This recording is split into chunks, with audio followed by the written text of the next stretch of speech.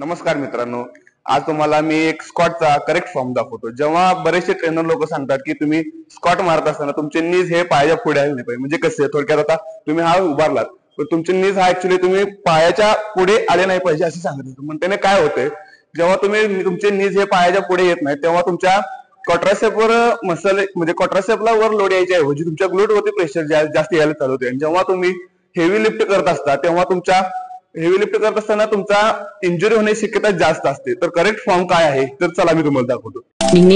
आता हे बघा, जेव्हा तुमचे नीज हे पायाच्या पुढे येतात तेव्हा तुमचा क्वाड्रासेप मसल ऍक्टिव्ह होतो। तर दाखवतो तुम्हाला फॉर्म करेक्ट काय आहे।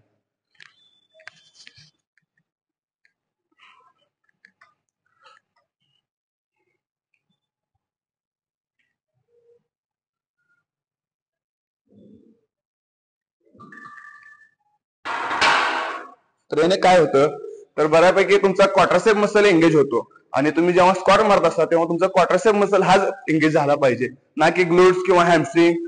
तर अशाच प्रकारच्या व्हिडिओसाठी तुम्ही आपल्या पेजला फॉलो करू शकता। धन्यवाद।